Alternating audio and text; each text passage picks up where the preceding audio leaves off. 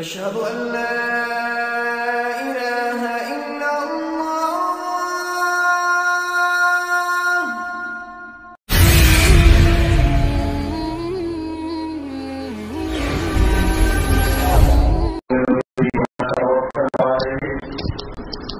ونعوذ بالله من شرور أنفسنا ومن سيئات أعمالنا. من يهده الله فلا مضل له ومن يضلل فلا هادي له، وأشهد أن لا إله إلا الله وحده لا شريك له، وأشهد أن محمدا عبده ورسوله صلى الله تعالى عليه وعلى آله وصحبه أجمعين। আল্লাহ সুবহানাহু ওয়া তাআলার মহান দরবারে লাখ শুকরিয়া জ্ঞাপন করছি, যিনি আমাদেরকে প্রতি জুমার ন্যায় আজকেও সালাতুল জুমা আদায় করার জন্য মসজিদে আসার তৌফিক এনায়েত করেছেন। এজন্য বলি আলহামদুলিল্লাহ।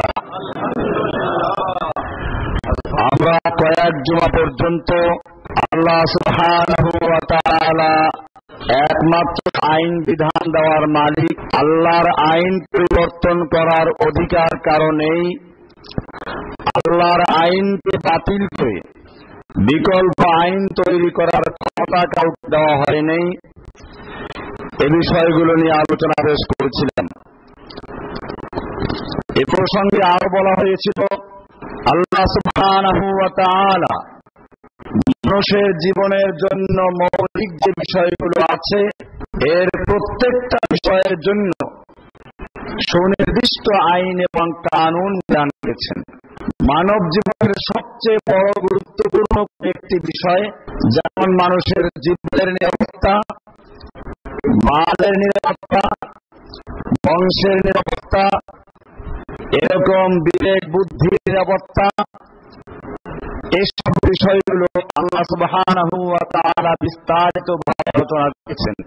গত সপ্তাহে আমরা আলোচনা করেছিলাম মানুষের জীবনের নিরাপত্তার জন্য আল্লাহ সুবহানাহু ওয়া তাআলা যে সমস্ত আইন এবং বিধান পবিত্র কোরআন নাযিল করেছেন সেগুলো নিয়ে। আজকে আমরা আলোচনা করব মানুষের বংশ হেফাজত করার বিষয় নিয়ে। আল্লাহ সুবহানাহু ওয়া তাআলা যদি আমাদের তৌফিক এনায়েত করেন, এটা এত গুরুত্বপূর্ণ বিষয়। আল্লাহ সুবহানাহু ওয়া তাআলা মানব জাতির শুরু থেকেই যাতে করে বংশের হেফাজত থাকে, মানুষের বংশের পরিচয় যেন এলোমেলো না হয়ে যায়, এজন্য বিবাহ ব্যবস্থা, বিবাহ প্রথা চালু করেছিলেন। আপনারা জানেন, মানব জাতির ইতিহাসের প্রথমে যে হত্যা সংঘটিত হয়েছিল তা ছিল আল্লাহ সুবহানাহু ওয়া তাআলার বিবাহের একটা নিয়মকে লঙ্ঘন করার জন্য, বংশের হেফাজত করা। বর্তমানে আপনারা জানেন, একটা বিষয় নিয়ে মাঝে মধ্যে কুফাররা একটু পরীক্ষা করে এখনো সময় রয়েছে কিনা। আপনারা জানেন, ইসলামের ইতিহাসে এরকম ঘটনা বহুত হয়েছে। ওসমান রাদিয়াল্লাহু তাআলা আনহুকে মক্কার লোকেরা গ্রেফতার করে খবর ছড়িয়ে দিল, ওসমানকে হত্যা করা হয়েছে। উদ্দেশ্য কি? মুসলিমদের শক্তি পরীক্ষা করা। প্রতিক্রিয়া কি হয় তা দেখেন। আল্লাহর নবী সাল্লাল্লাহু আলাইহি ওয়াসাল্লাম যখন খবর পেলেন, সাহাবায়ে কেরামদের থেকে বায়াত নিলেন, যার বিস্তারিত আলোচনা আপনারা শুনেছেন, এবং বায়াত ও সিরাতে মুস্তাকিম আমি এটা উল্লেখ করে দিয়েছি, যারা পান নাই রাস্তায় কিনতে হবেন। আল্লাহর নবী যখন বায়াত নিলেন, তখন দেখা যায় চেহারা পাল্টে গেল। মক্কা ওসমানকেও ফেরত দিল এবং সন্ধি চুক্তি করার জন্য নিজেরা প্রস্তাব পেশ করল।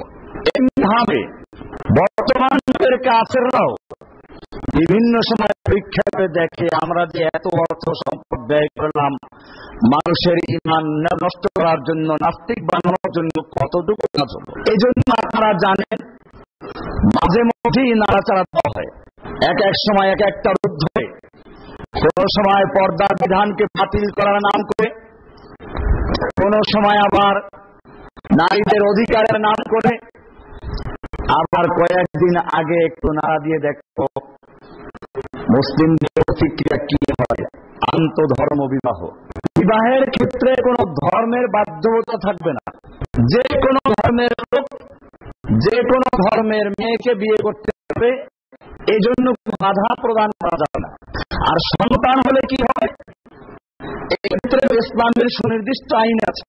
এটাকে পরিবর্তন করে আইন তৈরি করেছিল 18 বছর পর্যন্ত সন্তানের কোনো ধর্ম থাকবে না। 18 বছর পরে সে যে ধর্ম মনে চায় গ্রহণ করতে পারবে। এটা একটু নাড়াচাড়া দিয়ে দেখলো কি অবস্থা। তখন সারা দেশের মসজিদ থেকে প্রতিবাদ শুরু হলো। এখন তারা সুর নরম হয়ে বললো যে না, এমন আইন আমরা করি। কিন্তু এটা মনে রাখতে হবে, এই জাতীয় বিষয়গুলো কেন উত্থাপন হয়? এদেশের মুসলিমদের ঈমান তারা কতটুকু নষ্ট করতে পেরেছে তা পরীক্ষা করার জন্য। আপনারা জানেন যে সমস্ত আইনগুলো এদের মতের সঙ্গে মিলে না, সেটা বাতিল করার চলছে। এরা প্রথম হামলা করেছে মুসলিম জাতির ঐতিহ্য টিকে রাখার জন্য, মুসলিমদের স্বকীয়তা টিকে রাখার জন্য। যেই জিনিসটা সবচেয়ে বেশি প্রিয়, সবচেয়ে বেশি প্রয়োজন, তা হল আল জিহাদ ফি সাবিলিল্লাহ, আল্লাহর রাস্তায় জিহাদ। এটাকে তারা কলঙ্কিত করার জন্য, বিতর্কিত করার জন্য চেষ্টা করেছে বহুদিন ধরে, এবং তারা অনেকটা সফল। এখন মুসলিম জাতি বহু দল এরকম বের হয়েছে। ইহুদি খ্রিস্টানরা জিহাদের নাম শুনলে যত বিরক্ত না হয়, মুসলিম জাতির মধ্যে অনেক দল আছে জিহাদের নাম শুনলে ওদের চেয়ে বেশি বিরক্ত হয়। আপনি জানেন না, তারা 3 চিন্তা লাগিয়েছে এদেরকে জিহাদের কথা। বুশের মাথায় বাস পড়ত 3টা, ওদের মাথায় 7টা। কারণ ওরা জিহাদের থেকে এত দূরে সরে গেছে। এখন যদি আপনি ওদেরকে কান থেকে জিহাদের আয়াত বাতিল করে দাও, ওদের আপত্তি নেই।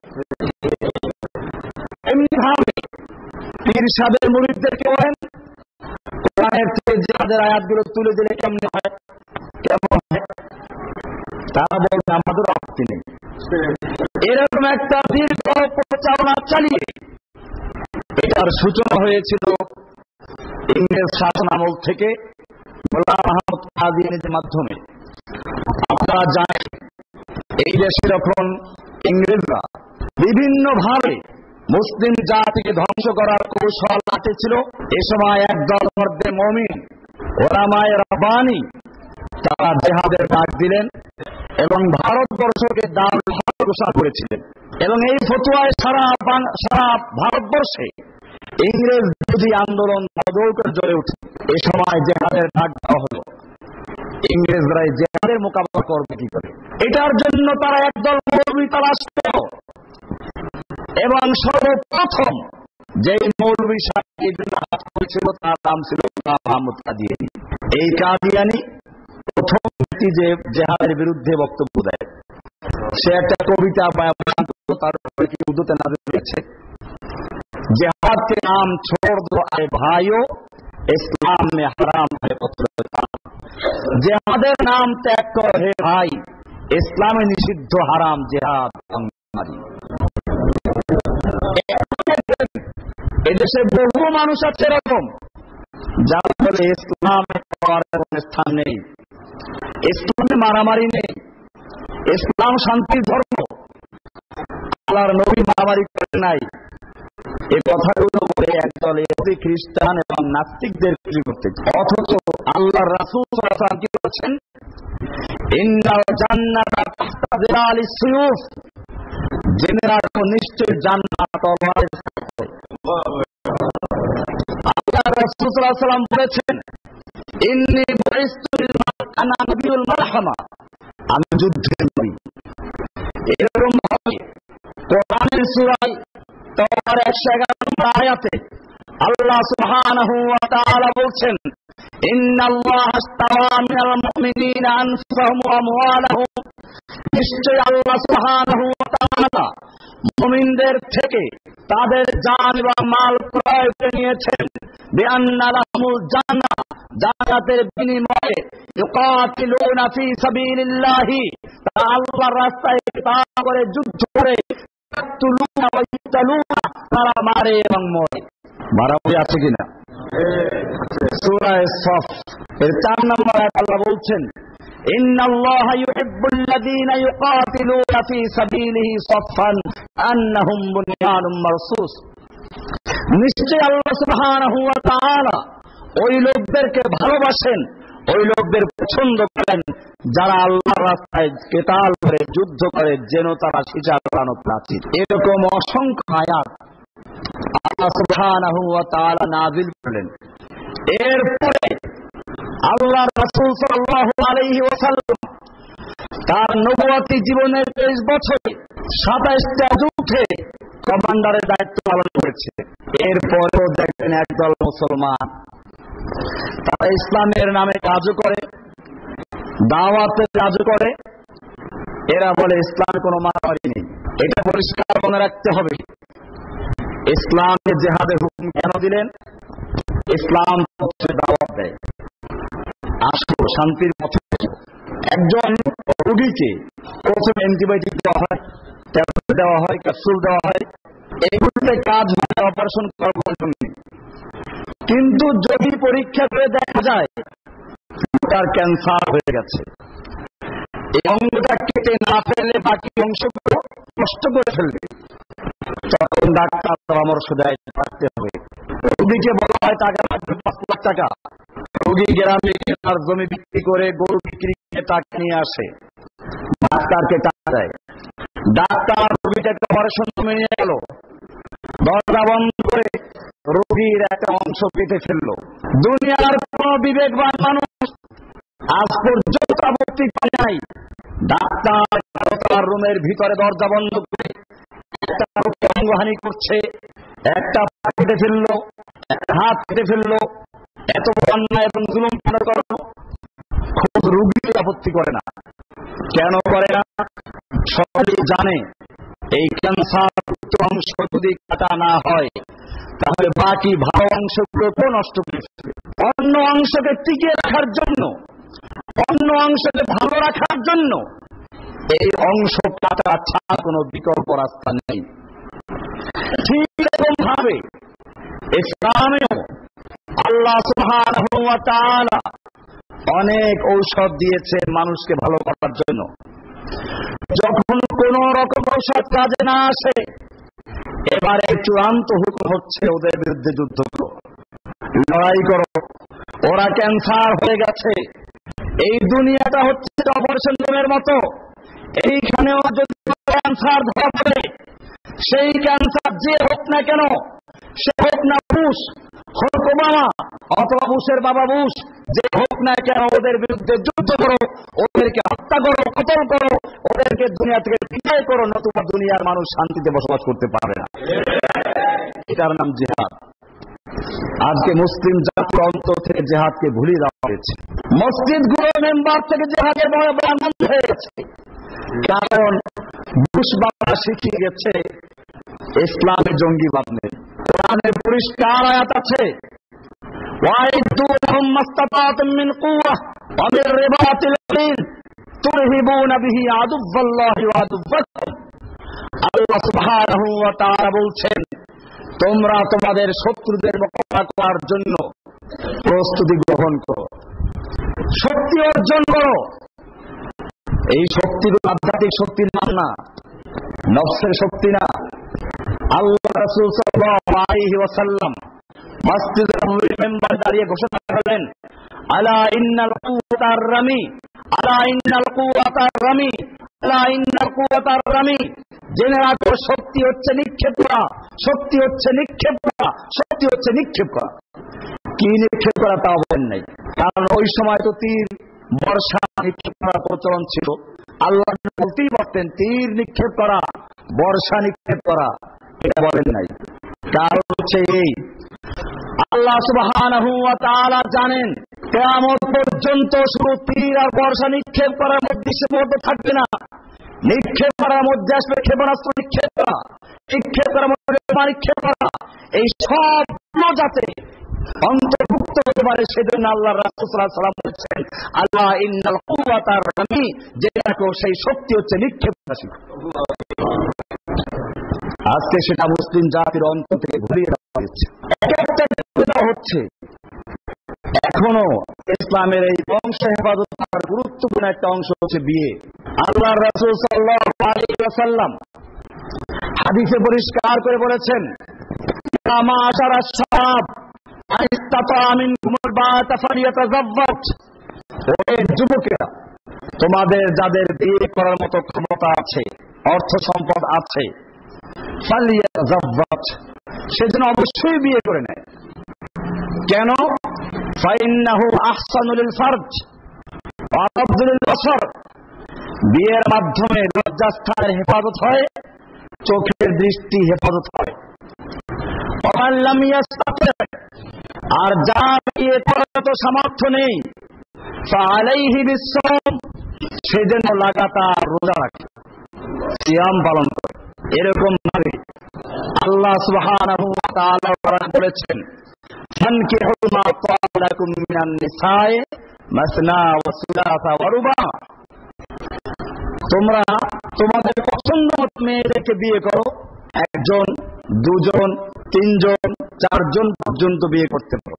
হ্যাঁ, যদি এদের তোমরা পোষাতে না পারো, সামর্থ্য না থাকে, অথবা তাদের মধ্যে ইনসাফ কায়েম করতে না পারো, তাহলে একজন করো। শুরুই করছেন দুজন দিয়ে, না পারেন একজন করো। এটা এজন্য মানুষ যাতে করে তার নিজের লজ্জাস্থানকে হেফাজত করতে পারে। বিয়ের মাধ্যমে মানুষের বংশের হেফাজত হয়। এই জন্য আল্লাহ সুবহানাহু ওয়া তাআলা এই বংশের হেফাজত করার জন্য, বংশ পরিচয় সংরক্ষণ করার জন্য জিনার বিচারকে হারাম করে দিয়েছেন। কোরআনে সূরা বনী ইসরাঈলের ৩৬ নম্বর আয়াতে আল্লাহ বলছেন, ওয়া তাকরাবুজ জিনা ইন্নাহু কানা ফাহিশাতাও ওয়া সাআ সাবিলা, তোমরা ব্যভিচারের ধারে কাছেও যেও না, নিশ্চয়ই তা অশ্লীল এবং মন্দ কাজ, এটা খারাপ পথ, এটা বর্জন করো। এমনি ভাবে আল্লাহ সুবহানাহু ওয়া তাআলা শুধু জিনা করা হারাম ঘোষণা করে ক্ষান্ত করেন নাই, এরপরে এর বিচারের ব্যবস্থা করেছেন। যদি অবিবাহিত হয়, সেক্ষেত্রে আল্লাহ সুবহানাহু ওয়া তাআলা কোরআনের সূরা নূরের ২ নম্বর আয়াতে বলছেন, আয-যানিয়াতু ওয়াজ-যানি ফাজলিদু কুল্লা ওয়াহিদিন মিনহুমা মিয়াতা জালদা, ব্যভিচারী নির্যাতন ব্যভিচারী যে হোক না কেন, পুরুষ হোক বা নারী হোক, তোমরা ওদেরকে ১০০ জালদা, ১০০ তোমরা মারো। ওয়ালা তাখুয বিহিমা রাফাতুন ফি দীনিল্লাহি, আল্লাহর দ্বীনের ক্ষেত্রে, আল্লাহর বিধান কায়েমের ক্ষেত্রে যেন তোমাদের মধ্যে কোনো মায়া মমতা যেন কাজ না করে। আল্লাহর বিধান কায়েম করতে গিয়ে যেন কোন রকমের দুর্বলতা সৃষ্টি না হয়।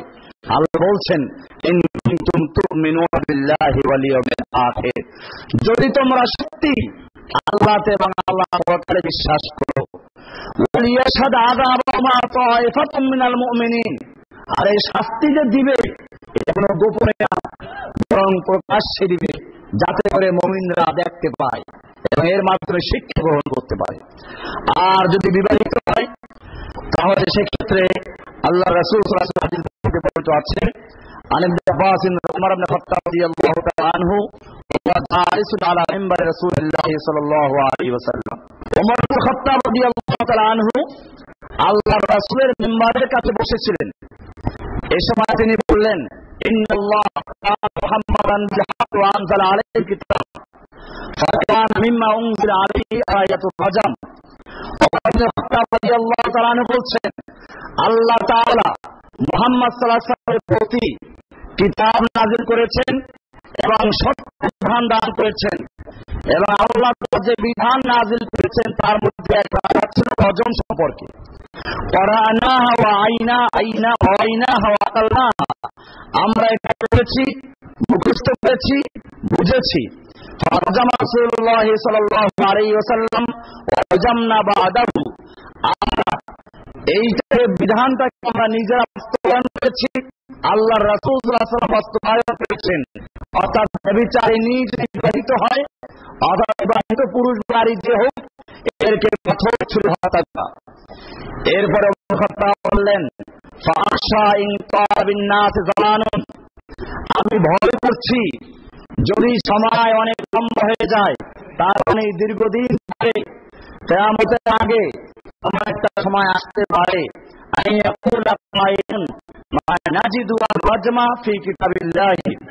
আমরা তো রজম পাচ্ছেন না, এখন নাই। এটা এখন বলা হচ্ছে বাংলাদেশেও আছে আহলে ফেরকা, যারা নিজেদেরকে নাম দেয় আহলে কোরআন মানে, এরা হাদিসকে অস্বীকার করে।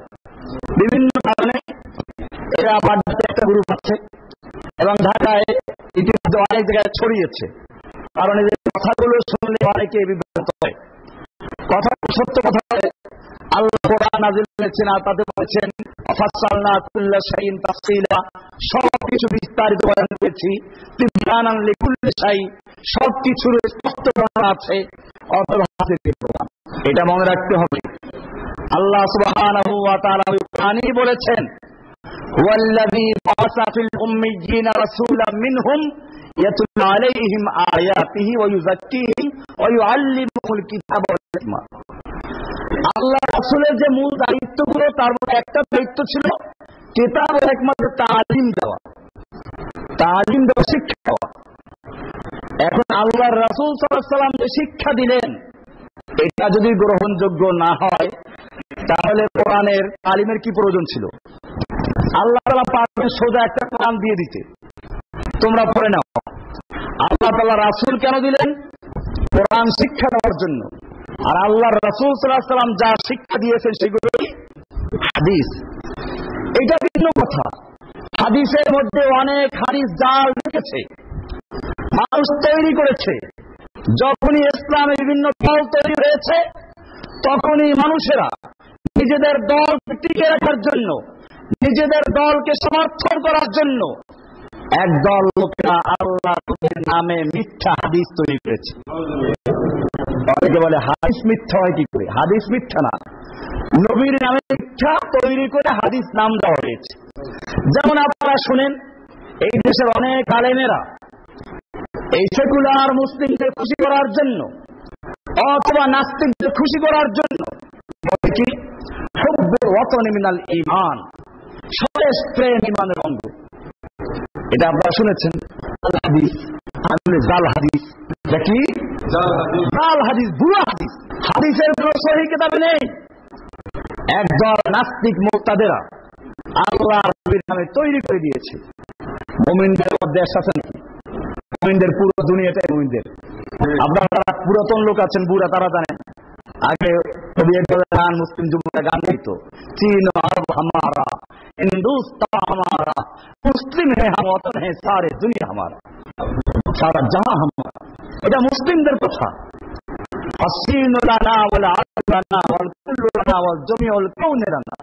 সব আমাদের ওতন, পুরা বিশ্বটা আমাদের ওতন। কিসের একটা সামান্য ভূখণ্ড? এই ভূখণ্ডকে আল্লাহ নবী তৈরি করেছেন, আল্লাহ তৈরি করেছেন। মানুষ মারামারি যুদ্ধ করে করে এক একটা দেশ তৈরি করে ফেলেছে। কিন্তু মৌলভী সাহেবরা থেমে নাই। সবগুলো ওতন ঈমান। আর হাদিস শুনেন, আমার দেশে একটা হাদিস শোনা যায়, চীন দেশে গিয়ে হলেও তোমরা বিদ্যা অর্জন করো। ইলম অর্জন করার গুরুত্ব হাদিস কোরআনে আছে, এটা সত্য। কোরআনে বহু আয়াত আছে, বরং কোরআনের প্রথম আয়াতটাই হচ্ছে করো, খালি ইলমে দ্বীন অর্জন করা, জ্ঞান অর্জন করা। এটার জন্য অবশ্যই উদ্বুদ্ধ করে, কিন্তু সেজন্য একটা হাদিস জাল তৈরি করতে হবে। চীন, এটা কেন তৈরি করতে জানেন? চীন দেশে গিয়ে তো ইলম অর্জন করো। চীন দেশে কি আছে? আছে কি? বিদ্যা। তার মানে হচ্ছে যে আল্লাহ একদিন বলবে যে ইলমে দ্বীন অর্জন করছে, কারিগরি বিদ্যা অর্জন করতে বেশি। এগুলো চক্রান্ত। এরকম আরো অনেক হাদিস, যার কোন পীর নেই তার পীর শয়তান, জাল হাদিস। হাদিস, আল্লাহ নবীর নামে তৈরি হাদিস। আরো হাদিস আছে, যে ব্যক্তি কোন বুজুর্গ চেহারার দিকে চাইলে তার জীবনের সব গুনাহ হয়ে যাবে। এরকম ভাবে খাওয়ার আগে লবণ খাওয়া, খাওয়ার পরে লবণ খাওয়া, হাদিস হাদিস, এরকম বহু হাদিস তৈরি করেছে মানুষেরা। আরো শুনবেন, আল্লাহ নবীর মহব্বতের নামে তৈরি করেছে আপনাকে সৃষ্টি না করে কিছুই সৃষ্টি করতো না, এরপর উর্দু ফার্সিতে বানাইল খুদা পয়দা জমিন আরো তৈরি করল, যেটা বাংলাদেশের জাতীয় ক্ষতি বয়ান দিয়েছেন। আল্লাহর নবীকে সৃষ্টি করে মূল্যকে রাখেন, জিব্রাইলকে ফাতেমা বলেন চাচাজি, চাচা কেন বলবো, এটা নিয়ে আপত্তি ছিল জিব্রাইলের। তো জিব্রাইল বললেন যে আল্লাহ নবীকে নালিশ করলেন। আল্লাহ নবী বললেন যে তুমি সৃষ্টি হয়ে কি দেখছো? দেখছো একটা নূর 70,000 বছর পর্যন্ত হয়ে থাকে, আবার 70,000 থাকে, এইরকম 70,000 বার দেখেছি। তো আল্লাহ রসুল এখন কেউ পাচ্ছে না, তাকাও দেখে তাকাই আছে, ও তাহলে তো ঠিকই ফাতেমা চাচা বলে ঠিকই বলেছে। এই চাচার দেখা এইগুলো কি আরবিতে আছে? তাহলে জিব্রাইল বাংলায় বলছিল চাচা, ফাতেমা বাংলায় চাচা বলেছিল। এই জাতীয় প্রতিবাদকে আমাদের মাথায় বসে আছে। দুর্ভাগ্য, এই জাল হাদিসগুলো তৈরি করে করে মানুষের মধ্যে ঢুকিয়ে দিচ্ছে আর আকীদা নষ্ট করছে। আমার মনে রাখতে আল্লাহ রাসূল সেটাই বলছেন, বিষয়টা আমাদের প্রাণ নামে এক লোক আছে, যারা সুযোগটা নিয়েছে, তারপরে জাল হাদিস আছে। আর বেটা জাল হাদিস থাকলেও আলহামদুলিল্লাহ ইসলামের মধ্যে এমন লোক আবার তৈরি করে দিয়েছেন যে যারা জাল হাদিস তৈরি করলো, যারা তাদেরকে ধরার জন্য জাল বিছিয়ে দিয়েছে। ওই জালে সব জাল হাদিস গুলো ধরা পড়ে গেছে, সহিহ হাদিস গুলো সব স্পষ্ট হয়ে গেছে। আল্লাহ রাসূল সাল্লাল্লাহু আলাইহি ওয়াসাল্লাম এটা পরিষ্কার করে দিয়েছেন। এমন একদল মানুষ হবে যারা বলবে আলাইকুম বিহাযাল কিতাব, তোমরা এই কিতাব কোরআনকে আমার সামনে পেশ করো। হাদিসে এই সমস্ত লোকদের কিছু লক্ষ্য বলেছেন, মুত্তাকিউনা আলা আরিকাতিহি, এরা এদের সেই চেয়ারে বসে থাকবে হেলান দিয়ে, এরপরে বলবে এই কিতাবটাই তো যথেষ্ট, কোরআন যথেষ্ট, কোরআনের মধ্যে যা আছে তাই মানবো, যা নাই তা মানবো না। কি সুন্দর কথা, এটা বুঝে গেল। এই জাতীয় কথা যারা বলবে তারা সাধারণত দুনিয়ার বিলাসিতার মধ্যে থাকবে, তারা হেলান দিয়ে থাকবে এবং তারা বিভিন্ন অন্যায় কাজে থাকবে। এই লোকগুলো বলবে আমরা কোরআনে যা তা মানবো আর কোরআনে যা নাই তা মানবো না। আহলে কোরআন নামে এক ফেরকা আছে যারা এই কাজটা এখন শুরু করে দিয়েছে। আল্লাহ রাসূল সাল্লাল্লাহু আলাইহি ওয়াসাল্লাম বলছেন, ওমর খাত্তাব বলছেন, একটা সময় আসছে আমরা তো রজমের আয়াত, পাথর ছুঁয়ে হত্যা করার আয়াত কোরআনে এখন দেখতে পাচ্ছি না।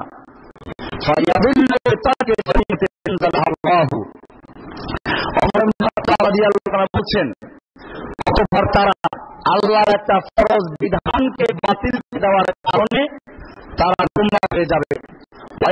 রাজমা ফি কিতাবিল্লাহি হাক্কুন আলা মান জানা ইযা আহসানা মিনার রিজাল ওয়ান নিসা, যে দেখো রজম অর্থাৎ পাথর ছুঁয়ে হত্যা করা, এটা আল্লাহর কোরআনে ছিল এবং আল্লাহ রাসূল বাস্তবায়ন করেছেন।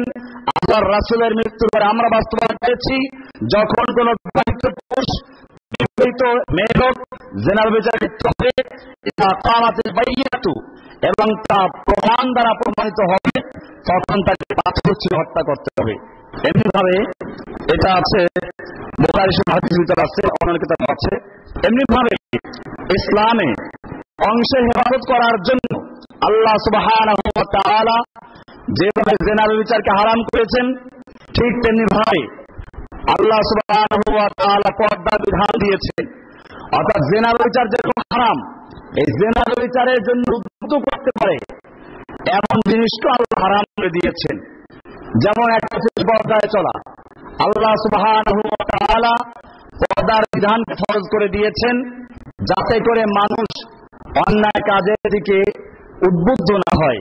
কোরআনের সূরা আহজাবের 59 নম্বর সূরা বলছেন, ইয়া আইয়ুহান নাবিয়্যু কুল লিআজওয়াজিকা ওয়া বানাতিকা ওয়া নিসাইল মুমিনিন, নবী আপনি আপনার স্ত্রীদেরকে এবং আপনার মেয়েদেরকে এবং সমস্ত মুমিনদের মেয়েদেরকে বলুন, ইউদনিনা আলাইহিন্না মিন জালাবিবিহিন্না, তারা যেন তাদের জিলবাবের কিছু অংশ ঝুলিয়ে দেয়। জিলবাব যা পুরা শরীরকে ঢেকে দেয়, এর জন্য পর্দা তারা করে। এটা কি জন্য? যালিকা আদনা আইয়ুরাফনা ফালা ইউযাইন, এর মাধ্যমে তাদেরকে চিনা যাবে এরা পর্দাশীল মহিলা, এরা সম্ভ্রান্ত নারী। ফালা ইউযাইনা, এরপরে এদেরকে আর কেউ উত্তপ্ত করতে পারে না। আল্লাহ সুবহানাহু ওয়া তাআলা পরিষ্কার করে দিলেন, ফালা ইউযাইনা, এই পর্দার বিধান যদি পালন করা হয়, পর্দার হুকুম কার্যকর করা হয়, তাহলে সেই সমাজে আর নারী নির্যাতন থাকবে না, নারীদেরকে কষ্ট দিয়ে পারবে, উত্তপ্ত করবে না, ইফতিজিং চলবে না। এরপরে আল্লাহ রাব্বুল আলামিন কোরআনের সূরা আহজাবের 33 নম্বর আয়াতে বলছেন, ওয়াকারনা ফি বুয়ুতিকুন্না, মেয়ে লোকেরা তোমরা তোমাদের গৃহে অবস্থান করবে, না তাবাররুজাল জাহিলিয়াতিল উলা, তোমরা সেই জাহিলি যুগের মতো সৌন্দর্য প্রদর্শন করো না, তোমাদের সৌন্দর্য প্রকাশ করো না। তাবাররুজাল জাহিলিয়াতিল উলা, সেই প্রথম যুগের জাহিলি যুগের মেয়েদের মতো। আল্লাহ সুবহানাহু ওয়া তাআলা এখানে পরিষ্কার করে দিয়েছেন, মেয়েরা ঘরে অবস্থান করবে। এটা মেয়েদের জন্য আল্লাহ সুবহানাহু ওয়া তাআলা তাদের কর্মস্থল ধারণ করে দিলেন, ওরা ঘরে অবস্থান করবে। এটা ধারণ করা হয়, বর্তমানে শিখানো হয়। ইসলাম পর্দার বিধান দিয়ে নারীদের বিচার দেয়ালে আবদ্ধ করে দিয়েছে না, বরং এটা দায়িত্বের সাথে সম্পৃক্ত। আল্লাহ সুবহানাহু ওয়া তাআলা নারী এবং পুরুষকে সৃষ্টি করেছেন ভিন্ন ভিন্ন দায়িত্ব দিয়ে। মেয়েদেরকে সৃষ্টি করেছেন তারা সন্তান ধারণ করবে, পুরুষকে এই ক্ষমতা দেওয়া হয়নি। আর পুরুষকে ক্ষমতা দিয়েছে মাঠে ঘাটে কাজ করার জন্য, নারীদের শরীরকে সেরকম তৈরি করা হয়নি। এখন এটা দুর্ভাগ্য, নারীদের অধিকারের নামে এমন অধিকার দিয়েছে, আপনারা জানেন শহরে যখন ছাদ হয় তখন এই যে আপনার গুলো কারা মেয়ে লোকেরা অধিকার কোথায় নিয়ে গেছে। ইসলামদেরকে বলেছিল তোমরা ঘরে থাকবে, পুরুষেরা কাজ করবে, পুরুষ মাথার ঘাম পায়ে ফেলে কাজ করে মেয়ে লোককে ব্যবস্থা করে দিবে, ওরা বসে বসে ঘরে বসে কাজ করবে। সমান অধিকার যদি করতে চাও তাহলে ঠিক আছে, সন্তান ধারণ করার ক্ষেত্রে সমান অধিকার হবে, একটা সন্তান পুরুষ দিবে, একটা সন্তান মেয়ে লোক দিবে। এটা আল্লাহর সিস্টেমকে পরিবর্তন করা সম্ভব নয়। এরপরে যেটা বলতে পারছি, আল্লাহ সুবহানাহু ওয়া তাআলা মানুষের বংশের হেফাজত করার জন্য কি কি বিধান দিয়েছেন, আমরা আজকে সেই বিষয়গুলো আলোচনা করছিলাম। আল্লাহ সুবহানাহু ওয়া তাআলা নারী এবং পুরুষ সকলকে হুকুম করেছেন চক্ষু হেফাজত করার জন্য। কোরআনের ভিতরে আল্লাহ সুবহানাহু ওয়া তাআলা পরিষ্কার বলছেন, কুল্লিল মুমিনিনা ইয়াগদ্দু মিন আবসারিহিম, আপনি মুমিন পুরুষদেরকে বলুন তারা যেন তাদের চক্ষু নিচু রাখে, ওয়া ইয়াহফাযু ফুরুজাহুম, এবং তারা যেন তাদের লজ্জাস্থানকে হেফাজত করে। যালিকা আযকা লাহুম, এটাই হচ্ছে তাদের জন্য পবিত্র বিষয়, অধিক পবিত্র বিষয় তাদের জন্য। ইন্নাল্লাহা খাবীরুম বিমা ইয়াসনাউন। এরপর আল্লাহ রাব্বুল আলামিন নারীদের জন্য স্বতন্ত্রভাবে বলছেন, কুল্লিল মুমিনাতি ইয়াগদ্দুনা মিন আবসারিহিন্না, আপনি মুমিন নারীদেরকে বলুন তারা যেন তাদের লজ্জাস্থানকে হেফাজত করে, তারা চক্ষুকে নিচু রাখে, তারা হাফাজনা ফুরুজাহুন্না, এবং তারা যেন তাদের লজ্জাস্থানকে হেফাজত করে, ওয়ালা ইউবদিনা যিনাতাহুন্না, এবং তারা যেন তাদের সৌন্দর্য প্রকাশ না করে। এটা আল্লাহর নির্দেশ। আল্লাহ সুবহানাহু ওয়া তাআলা হুকুম করেছেন যে এরা যেন এদের সৌন্দর্যকে প্রকাশ না করে। এখন দেখবেন আল্লাহর সাথে পাল্লা দিয়ে মেয়ে লোকেরা কি করে, মাথায় কাপড় নেই, এরপর শরীরে কাপড় থাকে না, আর এক প্রকার জামা তৈরি করা শুরু হয়েছে মশারি, মশারির মতো পুরো খোলা থাকে।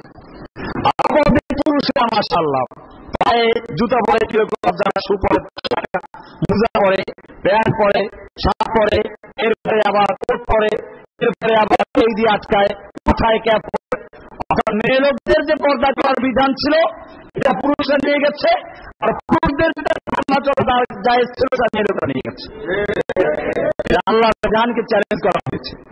আগের যুগে আপনারা যারা বুড়া দেখতে পেয়েছেন, রিক্সায় আগে মেয়ে লোকরা পর্দাকে ঢেকে নিত, আর এখন বাপ তার মেয়েকে মিনি স্কার্ট পরায় রিক্সায় নিয়ে যায়, নিচে থেকে পড়তে থাকে, আর ছেলেরা কাছ থেকে নিচে হাতারি দিতে থাকে। লজ্জার স্থানকে পর্যন্ত হেফাজত হচ্ছে না। এখন আল্লাহ সুবহানাহু ওয়া তাআলা পবিত্র কোরআনে স্পষ্ট জ্ঞান দিয়েছেন, ওয়াকুল্লিল মুমিনাতি ইয়াগুযুনা মিন আবসারিহিন্না, আপনি মুমিন নারীদেরকে বলুন তারা যেন তাদের চক্ষুকে নিচু রেখে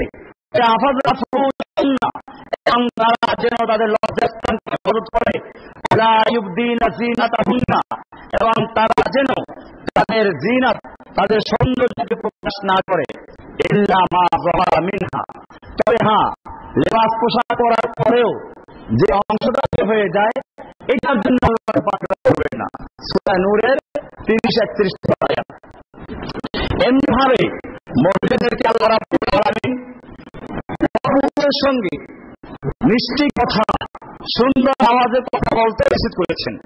কোরআনের সূরা আহজাবের 32 নম্বর আয়াতে আল্লাহ বলছেন, ইয়া নিসাআন নবী আস্তুন্না কাআদিম মিনান নিসাঈ তাইতুন্না ফালা তাখদানা বিল কওল। আল্লাহ রাব্বুল আলামিন বলছেন, হে নবীর স্ত্রীগণ, তোমরা তো অন্য নারীদের মতো নও, তোমরা জেনে রাখো, তোমরা যদি আল্লাহকে ভয় করো, ফালা তাখদানা বিল কওল, তোমরা কথার মধ্যে নম্রতা অবলম্বন করো না, অর্থে সুমিষ্ট ভাষায় পুরুষের সঙ্গে কথা বলবা। এতে সমস্যা হবে কি? আল্লাহ বলছেন, ফায়াতমা আল্লাযী ফী কলবিহি মারাদুন, তাহলে যাদের অন্তরে রোগ আছে, একজন পুরুষ আছে নারীদের কথা শুনলে বলে যায়, আল্লাহ বলছেন ফায়াতমা আল্লাযী ফী কলবিহি মারাদুন, যে সমস্ত পুরুষের অন্তরের মধ্যে রোগ আছে এই লোকগুলো তোমাকে নিয়ে আশা করতে থাকবে, প্রলুব্ধ হবে। তবে তোমরা ন্যায়সঙ্গত কথা বলবে, ভালো কথা বলবো, তার আপত্তি নেই, কিন্তু কথা বলার ক্ষেত্রে একেবারে প্রেমীয় কণ্ঠে সুন্দর সাজিয়ে গুছিয়ে আকর্ষণীয় করে কথা বলা, এটা নিষেধ করেছেন। এমনি ভাবে আল্লাহ সুবহানাহু ওয়া তাআলা আরো হুকুম করেছেন কারো ঘরে প্রবেশ করার পূর্ব অনুমতি নেওয়ার জন্য।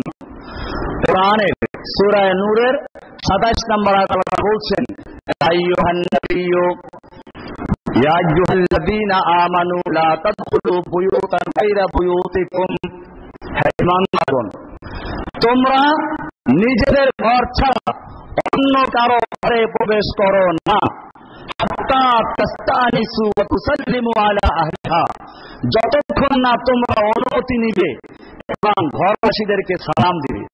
তাকে অনুমতি নাও, সালাম দাও, যদি সালামের উত্তর আসে, অনুমতি আসে, তাহলে প্রবেশ করো, আর যদি অনুমতি না আসে প্রবেশ করো না।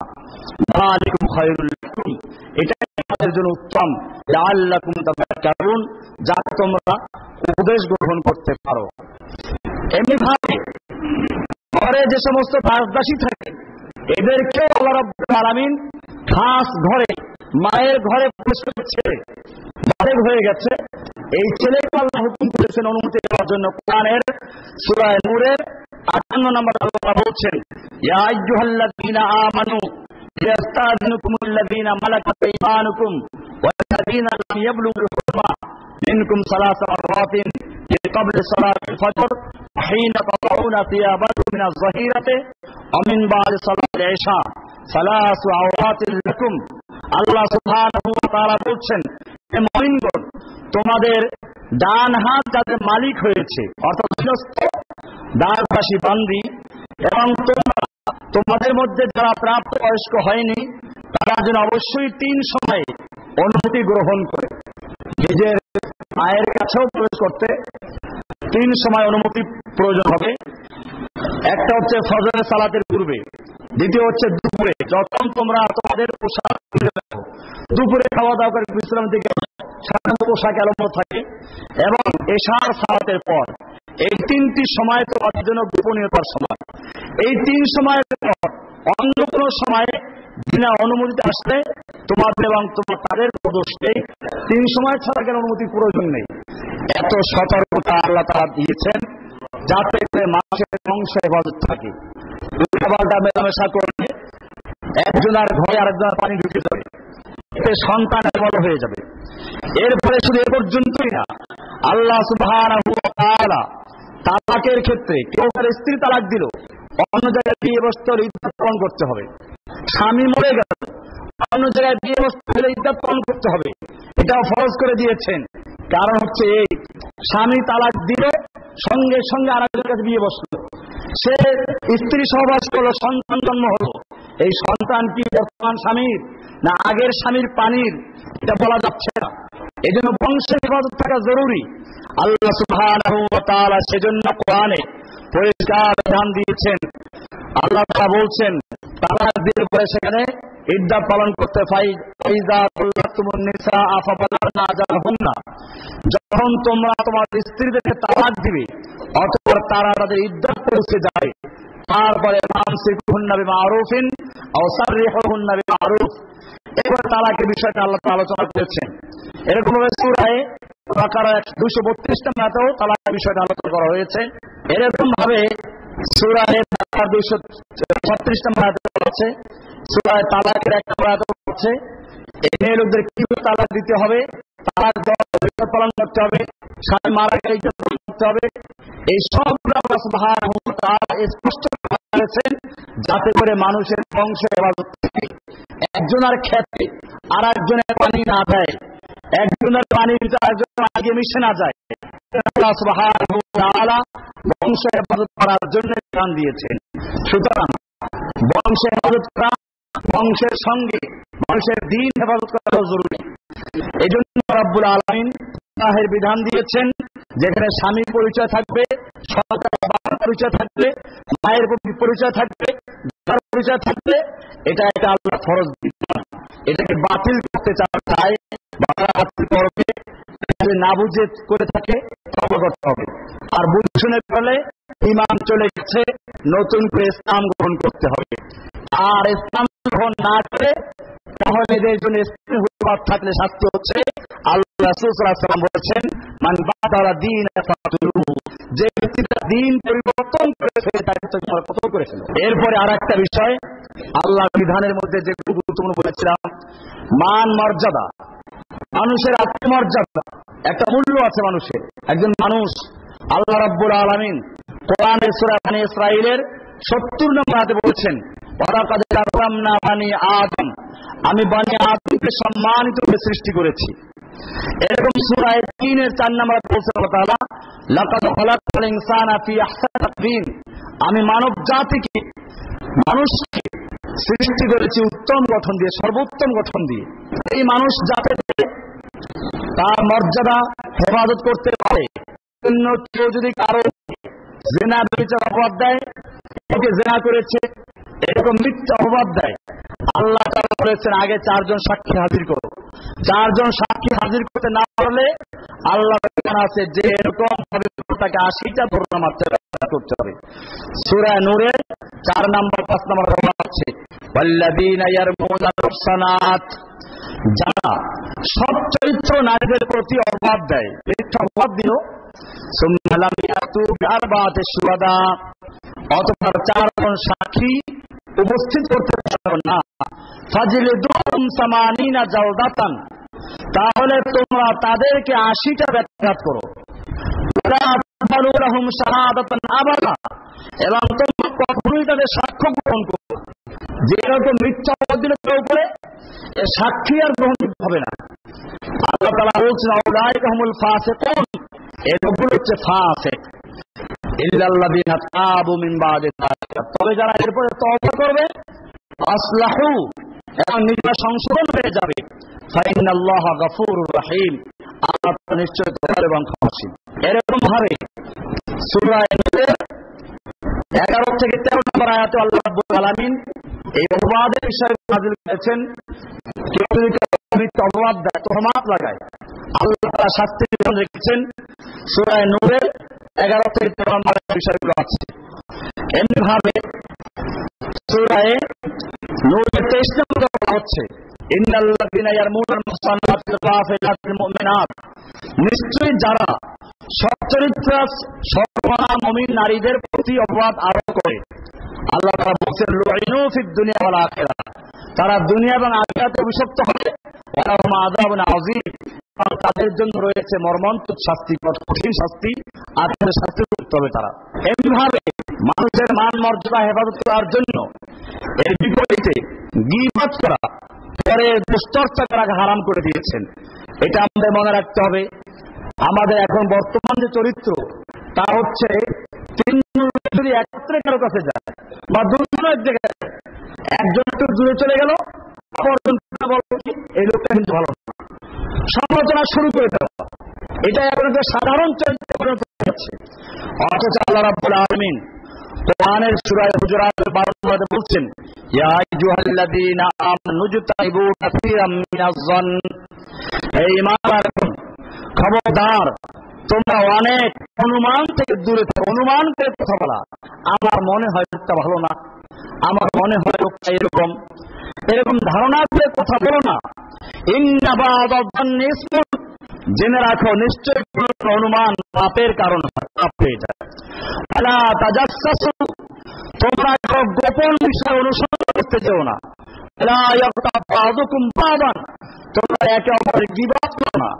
আইয়ুহিব্বু আহাদুকুম আইয়াকুলা লাহমা আখিহি মাইতান, তোমরা কি চাও তোমার অপর মৃত্যু ভাইয়ের গোশত খেতে? তোমরা কি খেতে চাও? আল্লাহ বলছেন ফাকারিহতুমুহু, হ্যাঁ তোমরা তো অপছন্দই করে থাকো। তার মানে হচ্ছে কারো পিছনে গীবত করা, দোষ চর্চা করা, এটা ওই মৃত্যু ভাইয়ের গোশত খাওয়ার সমতুল্য। তবে হ্যাঁ, যদি কেউ ক্ষতি করতে চান, তাহলে তার ক্ষতিটা আপনি কাউকে বলে দিলেন, এটা জায়েজ না। কয়েকটা জায়েজ আছে দোষ বয়ান করার পিছনে। একটা হচ্ছে এই, কেউ কারো অন্যায়ভাবে ক্ষতি করতে চাচ্ছে, আপনি জানলেন, এখন তাকে সাবধান করে দিলেন, জায়েজ। এরকম ভাবে আপনি জানেন প্রতাপ ধোঁকাবাজ, কিন্তু তার ক্ষেত্রে কিছু সরল মনা করতে পারে, আপনি সাবধান করে বললেন যে ভাই করো না, কিন্তু এরকম ধোঁকাবাজ চক্রান্তবাজ, সাবধান করে দেওয়ার জন্য জায়েজ আছে। এরকম ভাবে কারো ভিতরে কোনো দোষ আছে, কিন্তু দোষটা আমাদের কাছে বললে সংশোধন হওয়ার সুযোগ আছে, মা বাবার কাছে অথবা শিক্ষক আছে তার কাছে, এর কাছে বললে সংশোধন হতে পারে, এরকম ভাবা যায়। এরকম ভাবে কোন ব্যক্তি মানুষের ঈমান কাকে নষ্ট করে দিচ্ছে।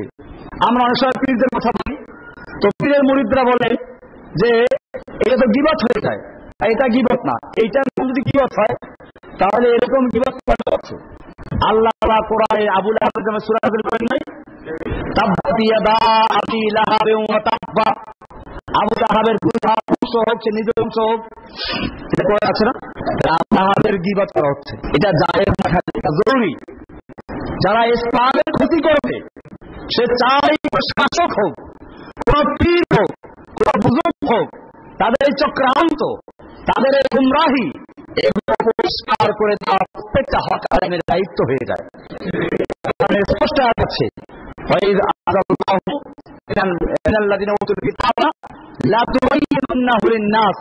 আল্লাহ আলামিন কোরআনে পরিষ্কার বলেছেন, যারা উতুল কিতাব, আল্লাহ তাআলা যাদেরকে আসমানি ইলম দিয়েছেন, আলেমরা, তাদের থেকে আল্লাহ অঙ্গীকার নিয়েছেন। কি অঙ্গীকার নিলেন? তোমরা অবশ্যই স্পষ্ট বয়ান করে মানুষের জন্য।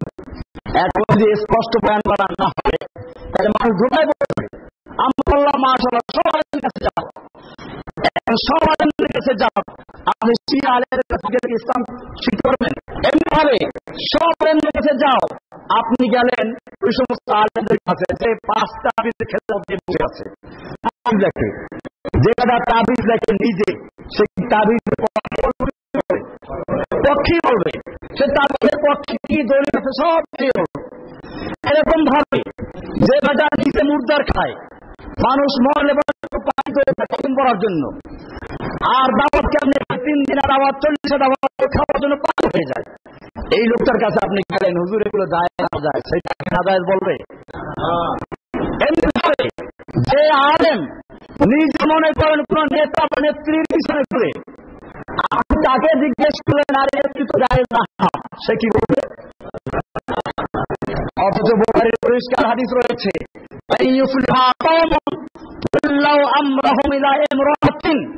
ওই জাতি কখনো সত্য কাম হবে না যারা তাদের নেতৃত্ব কোন মহিলা হাতে অর্পণ করে দেয়। বুখারী সহিহ।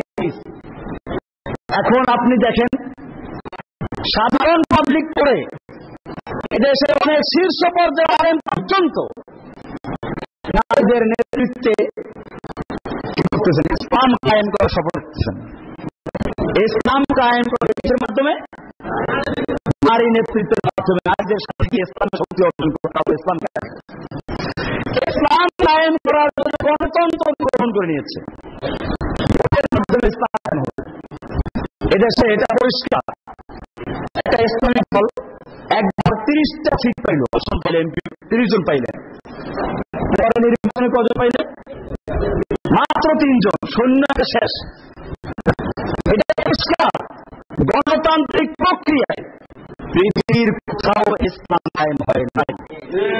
গণতান্ত্রিক প্রক্রিয়ায় যদিও ইসলাম কায়েম হয়, সেই ইসলাম আল্লাহ মুহাম্মদ সাল্লাল্লাহু আলাইহি ওয়াসাল্লামের আইনে ইসলাম না, এটা হবে ইহুদি খ্রিস্টানদের ধাঁচে তৈরি করা মডার্ন ইসলাম, আব্রাহাম লিঙ্কনের ধাঁচে তৈরি করা ইসলাম। এটা আল্লাহর ইসলাম না।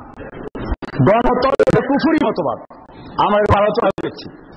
একটা আপনি দেখেন এদেশের হাজার হাজার আলেম গণতন্ত্রের পক্ষে কথা বলে, ভোট দেওয়া আমানত বলে, আর আমরা বলি ভোটের মাধ্যমে কি তৈরি করছে? ভোট তো খালি ভোট না, ভোট আমানত, ঠিক আছে, আর দিচ্ছে না এমপিকে। এমপি পাস করে গেল সংসদে, সংসদে গিয়ে তারা কি করে খায়? নিজেরা সার্বভৌম ক্ষমতার অধিকারী হয়ে গেছে। এরপরে আল্লাহর বিধানের আইন তৈরি করছে, আল্লাহর বিধানকে বাতিল করছে। আল্লাহর বিধানকে বাতিল করে যারা নিজেরা আইন তৈরি করে তারা কি হয়ে যায়? নিজেরাই আল্লাহ হয়ে যায়, রব হয়ে যায়। আপনি ভোট দিয়ে একদল রব এবং আল্লাহ তৈরি করছেন। আপনি গিয়ে জিজ্ঞেস করে ওই সমস্ত আলেম থেকে ভোট দেওয়া জায়েজ না জায়েজ, তো সে কি বলবে? জায়েজ বলে দিবে। এই জন্য মনে রাখতে হবে আল্লাহ সুবহানাহু ওয়া তাআলা কতগুলো বিষয় পরিষ্কার এগুলো স্পষ্ট করতে হবে। কাজেই খামাখা কোনো দোষ চর্চা করা যাতে কোনো উপকার নাই, এটার নাম হচ্ছে গীবত। আর যদি আপনি কাউকে সাবধান করার জন্য, এখন আমরা গোটা জাতিকে, এই দেশের পীর যারা আল্লাহর নবীর ইসলামকে ধ্বংস করে দিয়ে বিভিন্ন তরিকার ইসলাম কায়েম করছে, এদেশের শাসক গোষ্ঠী যারা আল্লাহর দ্বীনকে বাতিল করে দিয়ে নিজেরা আইন তৈরি করছে, এদের সম্পর্কে বলে দেওয়া খালি জায়েজ না, বরং মুমিনদের জন্য ফরজুল আইন। নতুবা যারা হকের তালাশ করে এরা বিভ্রান্তি করে যাবে। আল্লাহ তাআলা এই বিষয়গুলো আলোচনা করেছেন। শয়তানের বিরুদ্ধে আলোচনা আছে না? আল্লাহ করে বলেছেন শয়তান মানুষের দুশমন, শয়তান এই কবি, শয়তানের উপর আল্লাহ লানত কেন করেছেন? ফেরাউনের আলোচনা করে আছে না? ফেরাউনের আলোচনা আছে, হামানের আলোচনা আছে, নমরুদের আলোচনা আছে। তাই এই আলোচনা কোরআনে আছে, এখানে দোষ বয়ান হয়েছে। কেন আল্লাহ বয়ান করলেন? এর থেকে সাবধান থাকার জন্য, এদের যে চরিত্র ছিল সেই চরিত্রগুলো থেকে থাকার জন্য। এরপরে আল্লাহ রাসূল সাল্লাল্লাহু আলাইহি ওয়াসাল্লাম বলেছেন, আমরা গীবত বলতে কোনটা বলি? যেটা ফায়দা নাই, সংশোধন করার জন্য না, অথবা সাবধান করার জন্য না, অথবা কারো ক্ষতির থেকে বাঁচানোর জন্য না, এমনি কারো দোষ বয়ান করা হয়, এটাকে গীবত। এটা সম্পর্কে আল্লাহ রাসূল সাল্লাল্লাহু আলাইহি ওয়াসাল্লাম বলছেন, ইয়াকুল গীবত, তোমরা গীবত থেকে বাঁচো। ফাইনাল গীবতা আসাদ্দু মিনাজ জিনা, নিশ্চয়ই গীবত হচ্ছে জিনার চেয়ে মারাত্মক গুনাহ। কারণ ইন্নার রাজুলা ইয়াজনি ওয়া ইয়াতুবু আলাইহি, একজন জিনাকার ব্যভিচারী জিনা করে ব্যভিচার করে সে আবার তওবা করে আল্লাহকে ক্ষমা দেন। কিন্তু ওয়াইন্না সাহাবাল গীবাতে লা ইয়াগফিরু লাহু হাত্তা ইগফার লাহু সাহিবুহু, কিন্তু যে ব্যক্তি কারো গীবাত করবে এই ব্যক্তি তওবা করলে আল্লাহ মাফ করবেন না যতক্ষণ পর্যন্ত যার গীবাত করেছিল সে ক্ষমা করে দেয়। এই জন্য গীবাত করে তাকে গিয়ে বলতে ভাই আমি আপনার এই প্রস্তাবিত বলে ফেলেছি, আপনি ওকে মাফ করে দেন। সেদিন মাফ করার কথা, মাফ না করলে আবার ওই লোকদের সামনে যাদের সামনে গীবাত করেছেন তাদের সামনে গিয়ে বলতে হবে যে ভাই আমি ওই লোকদের সম্পর্কে যে বলেছিলাম ঠিক বলেছিলাম, ভুল বলেছিলাম, এরকম করে দেওয়া। এখন বলবেন যে ভাই যেমন গীবাত করে যারা বেশি তারা এটা এরকম বলে খুব সুন্দর করে শক্ত করে, আমি এই কথা তার সামনে বসেও বলতে পারবো গীবাত না, এই কথা সামনে বসেও বলতে পারবো গীবাত করছি না। আল্লাহ রাসূল সাল্লাল্লাহু আলাইহি ওয়াসাল্লামকে সাহাবা কেরাম প্রশ্ন করেছেন, ইয়া রাসূলুল্লাহ আমি যে দোষটা কারো পিছনে বসে আলোচনা করলাম যদি এই দোষটা থাকে তাহলে কি গীবাত হবে? আল্লাহ রাসূল সাল্লাল্লাহু আলাইহি ওয়াসাল্লাম বলেন হ্যাঁ তাহলেই তো গীবাত হবে, আর যদি তার মধ্যে দোষটা না থাকে তাহলে তুমি অপবাদ দিলে হবে। গীবাত বলাই হয় কারো পিছনে এমন দোষ বয়ান করা যে দোষটা বাস্তবিক তার মধ্যে আছে, এইটা যদি তার পিছনে আলোচনা করে তার নাম কি? আর যদি তার মধ্যে দোষটা না থাকে তাহলে কি হবে? বহতান, অপবাদ। এই জন্য আমাদের মনে রাখতে হবে। এরপরে ইসলামে মান মর্যাদা হেফাজত করার জন্য কোরআনে একটি সুন্দর আয়াত সূরা হুজুরাত 11 নম্বর আল্লাহ বলছেন, ইয়া আইয়ুহাল্লাযীনা আমানু লা ইয়াসখার কওমুম মিন কওমিন, তানাবুজ আলকাব বলে খারাপ নামে কাউকে ডাকা। এর নাম আছে আব্দুর রহমান, আপনি ডাকা শুরু করেন বল্টু মিয়া, বাট্টু মিয়া, কাল্লু মিয়া, কাল্লু মিয়া, এরকম ভাবে নাম দেওয়া এগুলো আপনারা নিষেধ করেছেন। কোরআন বলছে ইয়া আইয়ুহাল্লাযীনা আমানু লা ইয়াসখার কওমুম মিন কওমিন, এই ঈমানদারগণ কোন সম্প্রদায় যেন অপর কোন সম্প্রদায়কে বিদ্রুপ না করে। আসা ইয়াকুনু খায়রাম মিনহুম, হতে পারে তারা বিদ্রুপকারীদের চেয়ে উত্তম, আমার কাছে ভালো হতে পারে তোমার চেয়ে ভালো সে। ওয়ালা নিসাউম মিন নিসাইন, আবার কোন নারী অপর কোন নারীকে যেন বিদ্রুপ না করে। আসা ইয়াকুননা খায়রাম মিনহুন্না, হতে পারে ওই নারীগুলোর সাথে বিদ্রুপ করা হয়েছে বিদ্রুপকারী নারীদের চেয়ে অনেক ভালো। ওয়ালা তালবিজু আনফুসাকুম, আর তোমরা একে অপরের নিন্দা করো না। ওয়ালা তানাবাজু বিল আলকাব, আর তোমরা কাউকে খারাপ নামে ডেকো না, উপনাম দিয়ে অন্ধ নাম দিয়ে ডেকো না। বিসাল ইসমুল ফুসুক বাদাল ঈমান, ঈমানের পরে বন্ধ নাম কতই খারাপ। এগুলো আল্লাহ বলেন করো না, খারাপ ডাকা, কাউকে উপনাম দিয়ে অন্ধ নামে ডাকা, কাউকে বিদ্রুপ করা, আল্লাহ এগুলো নিষেধ করে দিয়েছেন। এরকম ভাবে সন্দেহযুক্ত জিনিসগুলো বর্জন করতে বলা হয়েছে। তারপরে সন্দেহ করা, আল্লাহ রাসূল সাল্লাল্লাহু আলাইহি ওয়াসাল্লাম বলেছেন দামা ইউরিবুকা ইলা মা লা ইউরিবুকা। হাসান ইবনে আবি সিনান থেকে বর্ণিত, তিনি বলেন মা রাআতু শাইআন আহওয়ানা মিন ওয়ারা, আমি লক্ষ্য করেছি যে তাকওয়া এবং আল্লাহ ভীতির চেয়ে আর বড় কোনো জিনিস নেই। দামা ইউরিবুকা ইলা মা লা ইউরিবুক, সন্দেহযুক্ত জিনিসকে বর্জন করো, সন্দেহমুক্ত জিনিসকে গ্রহণ করো। উমর ইবনে খাত্তাব রাদিয়াল্লাহু আনহু তিনি বলেন লা ইয়াবলুগুল আবদু হাকিকাত তাকওয়া হাত্তা ইয়াদা মা হাতা ফিস সাদর, কোন ব্যক্তি ততক্ষণ পর্যন্ত তাকওয়ার হাকিকত বুঝতে পারবে না যতক্ষণ পর্যন্ত তার মনের সন্দেহযুক্ত জিনিসগুলো বর্জন না করবে। এরকম ভাবে আর একটা রোগ আছে হাসাদ, মানুষের মান মর্যাদার পরিপন্থী যে কাজগুলো আছে, হাসাদ করা, অন্যের দোষ দেখতে না পারা। একদল মানুষ আছে তাদের চরিত্র হচ্ছে কারো ভালো করতে পারে না, ভালো করতে না পারা। এটা আপনার আমার মধ্যে আছে কিনা? এরকম আপনার ছেলে পরীক্ষা দিতে আর আপনার বন্ধুর পরীক্ষা দিয়েছে, আপনার ছেলে একেবারে ফেল করার মধ্যে ফার্স্ট হয়েছে আর আপনার বন্ধুর ছেলে সারা বাংলাদেশে ফার্স্ট হয়ে গেছে। এখন আপনি দেখুন আপনার মনে কি হয়। আপনার মনে যদি এরকম বলে আরে আমার ছেলে যে ফার্স্ট হইতো ওর ছেলে ফেল করতো, ছেলেটার নাম হাসা, এটার নাম কি? হাসা, এটা হারাম। হচ্ছে মাশাআল্লাহ আমার বন্ধুর ছেলেরা কি সুন্দর ফলাফল করেছে, আমার ছেলেটা যদি এরকম করতো, এটা যায়, এটা কি? এটা যায়, যেটা আমার গিফট, এটা ভালো জিনিস। এটা না যায় না, না যায় হলো একজনের ভালো দেখে ওটা তার থেকে সরব হয়ে যায়, দূর হয়ে যায়, আর আমার মধ্যে ওইটা আসুক, এটার নাম হচ্ছে হাসাদ। আল্লাহ রাসূল সাল্লাল্লাহু আলাইহি ওয়াসাল্লাম বলেছেন, ইন্নাল হাসাদ লা ইয়াকুলুল হাসানাত কামা তাকুলুল হাতাবু কামা তাকুলুন নারুল হাতাব।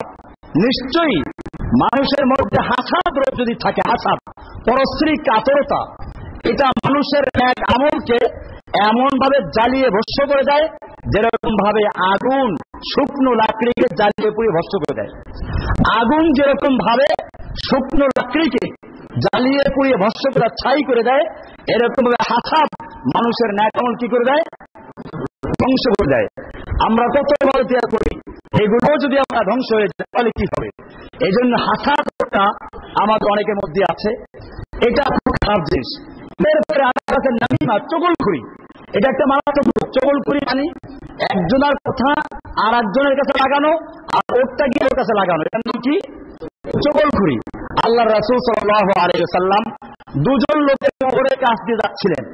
আল্লাহ রাসূল সাল্লাল্লাহু আলাইহি ওয়াসাল্লাম দেখলেন কবর দুটো আযাব হচ্ছে, দেখলেন। আল্লাহ রাসূল সাল্লাল্লাহু আলাইহি ওয়াসাল্লাম বললেন, এই কবরবাসীদের আযাব হচ্ছে, এবং আযাব যে হচ্ছে এটা কোনো বড় এমন কোন গুনাহের কারণে না যে গুনাহ থেকে বাঁচা কঠিন ছিল, তবে গুনাহ তো গুনাহে কাবিরা। একজন কি করত? আম্মা হাদা ফাকানা লা ইস্তানজিহু মিনাল কাউল। একজন সে পেশাব থেকে ঠিকমতো পবিত্রতা অর্জন করত না। এটা আমাদের খেয়াল রাখা উচিত। পেশাব করে বাস উঠে গেল, আর পানিও ব্যবহার করলো না, ঢেলা ব্যবহার করলো না, এটা আমাদের জন্য গর্হিত কাজ। পেশাব থেকে ঠিক মতো পরহেজ করতে হবে। তবে এর মানে এই না তার রাস্তা নাচানাচি করা, দৌড়দৌড়ি করা, এগুলো আল্লাহ রাসূলের হাদিসে নাই। এগুলো আছে দেশের কতগুলো ফেকার কিতাব, নুরুল ইসলাম ওই কিতাবে লেখছে, জিওরে আছে, ঢিলা নিয়ে তারপরে লাফাইবে, খুঁজবে, তারপরে 40 করবে, দৌড়াইবে, না, এর কোনো ভিত্তি নাই। হ্যাঁ, যদি কারো পেশাবের রোগ থাকে, পেশাবের ঘোড়া বারবার বের হতে থাকে, সেটা প্রয়োজন অনুযায়ী এটা করতে পারে, বা একটু যদি কোন জায়গা হয়। কিন্তু এটাকে নিয়ে দৌড়দৌড়ি করা, এটা একটা গর্হিত কাজ। এটা কোনো ভিত্তি স্থান নাই। ঢিলা ব্যবহার করা এবং পানি ব্যবহার করে সব উত্তম। আর যদি না পাওয়া যায় তাহলে শুধু ঢিলা ব্যবহার করে চলবে, আবার শুধু চলবে। এটা মনে রাখতে হবে। এমন না ঢিলা ব্যবহার করলো না, পানি ব্যবহার করলো, সব শেষ হয়ে গেছে না। পানি যদি ব্যবহার করে আর পেশাবের রোগ না থাকে তাহলে তার শেষ হয়ে গেছে। আর যাদের পেশাবের রোগ আছে, পেশাবের ফোঁটা দেওয়ার আশঙ্কা আছে, তারা একটু দীর্ঘক্ষণ ধরে রাখবে যাতে পেশাব ক্লিয়ার হয়ে যায়। কিন্তু এরপরে মনে রাখতে হবে, আপনি যদি দীর্ঘক্ষণ ধরে রাখেন আর লাফালাফি শুরু করেন, পেশাবও বারবার আসতে শুরু করবে, এবং এভাবে আসলে রোগের জন্ম হবে। তো যাই হোক, এটা একটা প্রাসঙ্গিক কথা ছিল। আসল যে বিষয় ছিল সেটা হচ্ছে এই, আল্লাহ রাসূল সাল্লাল্লাহু আলাইহি ওয়াসাল্লাম বললেন, এই একজনের কবরে আযাব হচ্ছে পেশাবের রোগের কারণে, পেশাব থেকে ঠিক মতো পরহেজ না করার কারণে। আর দ্বিতীয় যে লোকটা, ফাকানা ইয়ামশি বিন নামিমা, সে চগলখড়ি করত। এর দোষ ওর কাছে, ওর দোষ এর কাছে লাগানো, এটা ছিল তার কাজ। আমি একটা বলে থাকি, আমার পুরাণ বিচার শুনেছেন। ওই যে একজন লোক, তার বান্দি ছিল একটা, বান্দিটা খুব ভালো, দেখতে শুনতে ভালো, কাজকর্মে ভালো, কিন্তু দোষ ছিল চগলখড়ি করা। বাজারে বিক্রি করতে নিয়ে গেল, আগে তার কাছে বিক্রি হল বাজারে, ছাগল যখন বিক্রি হয় এবং বিক্রিত, তো দাসী বিক্রি করতে নিয়ে গেল, বাজার যেই কিনতে এসে পরে মাশাআল্লাহ বান্দি কাজের জন্য কেমন, তো মালিক বলে কাজকর্মে আরো ভালো, তবে একটা রোগ আছে, চগলখড়ি করে। এটা বলার পর অনেক ফিরে যায়, অনেক চগলখড়ি কাজ বাক্সা করা, পরিষ্কার রাখা, ভালো কাজ করলেই তো। একজনে কিনে নিয়ে গেল, কিনে নিয়ে যাওয়ার পরে মাশাআল্লাহ কাজকর্ম করে ঘরের সবার মন জয় করলো, কিন্তু এর তো রোগ আছে চগলখড়ি করা। একদিন সে তার ওই বাড়ির মালিক সে অফিসে চলে গেল, ঘরের যে মহিলা তাকে তার সামনে গিয়ে মন গলাতে আছে, একেবারে মুখ মলিন। মহিলা জিজ্ঞেস করতে পারছেন এমনটা কেন করছো? কয়ে যে দেখেন, আপনি আমার সবকিছু, আপনার ঘরে আমি থাকি, আর যদি একটা জিনিস জেনেও না বলি তাহলে আপনি আমাকে এমন খারাপ করবেন। জানি আপনি যে স্বামীর জন্য এত পাগল, যে স্বামীর জন্য এত কিছু করেন, ওই স্বামী আর একটা মহিলাকে ভালোবাসে এবং তাদের সম্পর্ক এত গাঢ় হয়ে গেছে, এখন তার সিদ্ধান্ত নিয়েছে বিয়ে করেছে। মেয়ের যদি শুনে যে তার স্বামী আর একটা মেয়ের বিয়ে করতে যাচ্ছে, তাহলে তার হুঁশ থাকে আর? মহিলা তো বেকার হয়ে গেল, পাগল হয়ে গেল। এই বান্দি বলো যে না, আপনার চিন্তা কোনো কারণ নাই, আমি একটা তাবিজ জানি, এই তাবিজটা দিলে পরে আপনার স্বামী আর বিয়ে করতে পারবে না, বিয়ে ফিরে যাবে। তবে শর্ত আছে, আপনার স্বামীর গলার একটা দাড়ি লাগবে, আর ওই দাড়িগুলো কাটতে হবে ছুরি দিয়ে, দাড়িগুলো কাটতে হবে ছুরি দিয়ে। তো এই জন্য আমি একটা কাজ করি, আমি দোকানে চলে আপনার স্বামীকে পাঠিয়ে দেই, আপনি পাকশাক করে রান্নাবান্না ঠিক করেন, আজকে যখন দুপুরে খাইয়ে ঘুম দিলে তখন আপনি ছুরি দিয়ে দাঁড়িয়ে দেন। ঠিক আছে, তারপরে যাও মহিলা অফিসে গিয়ে বা দোকানে গিয়ে আবার সেই পুরাতন ভঙ্গিমায় ভান করে আছে। পুরুষটাই জিজ্ঞেস করে আমার কি হচ্ছে, এখানে আমার কিছু হয় না, আপনার জন্য সবকিছু। কি হয়েছে বলো, তো বিশ্বাস করবেন না। আপনি যে স্ত্রীকে ভালোবাসেন, সেই স্ত্রী জানেন আপনি থাকেন দোকানে, আর সে ওখানে বসে আর এক পুরুষের সম্পর্ক স্থাপন করেছে, আর সম্পর্ক এত বড় হয়ে গেছে, এখন তারা একে অপরকে বিয়ে করার জন্য তৈরি হয়ে গেছে, আপনাকে মেরে ফেলার পছন্দ করেছে। আপনি বিশ্বাস না করেন, আপনি যান দেখবেন দুপুরে খাইলে ঘুম দেবেন, আপনাকে স্বামী চিন্তা করবে তাড়াতাড়ি চলে আসলো, দেখেন স্ত্রী অন্যদিন খবর না থাকলেও আজকে কাপড় চোপড় সাবান নিয়ে রেডি, গোসল করার কাপড় চোপড় নিয়ে গোসল করলো, গিয়ে দেখে মাশাআল্লাহ অন্যদিন দেরি হলেও আজকে খাবার টেবিলে প্রস্তুত আছে, খাইলো, খাওয়া দাওয়া করে দেখে যে মাশাআল্লাহ অন্যদিন বাতাস করতে আগে আজকে বাতাস করতে পারছে না, একেবারে কাছে এসে বাতাস করছে, শরীর মাথা টিপে দিচ্ছে। স্বামী মনে করলো সন্তান মিলতেছে, একটু ঘুমের ভান করে দেখি কি হচ্ছে। এবারে ঘুমের ভান করে চোখ বন্ধ করে নাক ডাকা শুরু করে দিচ্ছে। মহিলা করে সব চালাকি জানেন না, মহিলার উদ্দেশ্য হচ্ছে একটা বাড়ি কাটা।